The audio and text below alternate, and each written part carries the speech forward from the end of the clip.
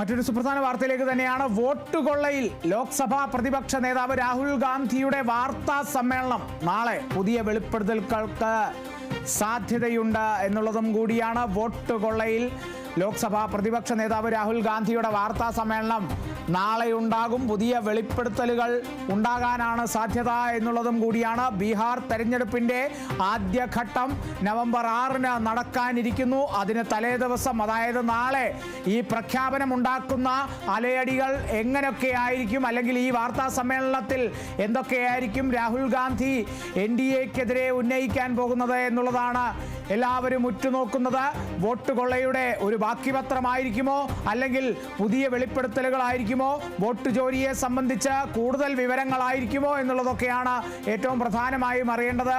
ലോക്സഭാ പ്രതിപക്ഷ നേതാവ് രാഹുൽ ഗാന്ധിയുടെ വാർത്താ സമ്മേളനം നാളെ ഉണ്ടാകും എന്നുള്ള വിവരമാണ് ഏറ്റവും പുതിയതായി പുറത്തു വരുന്നത്. പുതിയ വെളിപ്പെടുത്തലുകൾ ഉണ്ടാകാനുള്ള സാധ്യത വളരെയധികം കൂടുതലാണ്. ബീഹാർ തെരഞ്ഞെടുപ്പ് തന്നെയായിരിക്കും ഈ ഒരു വാർത്താ സമ്മേളനം നടത്താനുള്ള, അല്ലെങ്കിൽ നടത്തുന്നതിലേക്ക് തന്നെ കോൺഗ്രസിനെ നയിച്ചത് എന്നുള്ളതിൽ യാതൊരു സംശയവുമില്ല എന്ന് തന്നെ ഈ ഒരു നിമിഷം പറയാൻ സാധിക്കും എന്നുള്ളതും കൂടിയാണ്. കാരണം ആദ്യഘട്ട തെരഞ്ഞെടുപ്പ് 6-ാം തീയതി നടക്കുകയാണ്.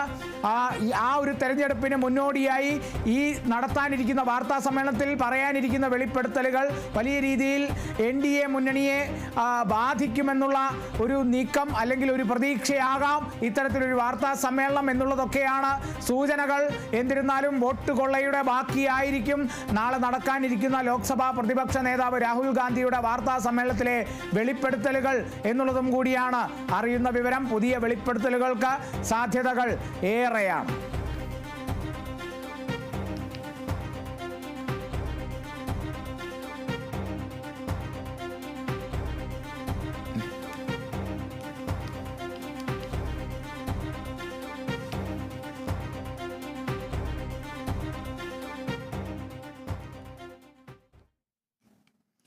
ദക്ഷിണേന്ത്യയിലെ ഏറ്റവും വലിയ ബ്രോഡ്കാസ്റ്റ് ഡിജിറ്റൽ കേബിൾ എക്സിബിഷനായ മെഗാ കേബിൾ ഫെസ്റ്റ് നവംബർ 6, 7, 8 തീയതികളിൽ കൊച്ചിയിൽ നടക്കും. കടവന്ത്ര രാജീവ് ഗാന്ധി ഇൻഡോർ സ്റ്റേഡിയത്തിൽ മേയർ M. അനിൽകുമാർ ഉദ്ഘാടനം ചെയ്യും.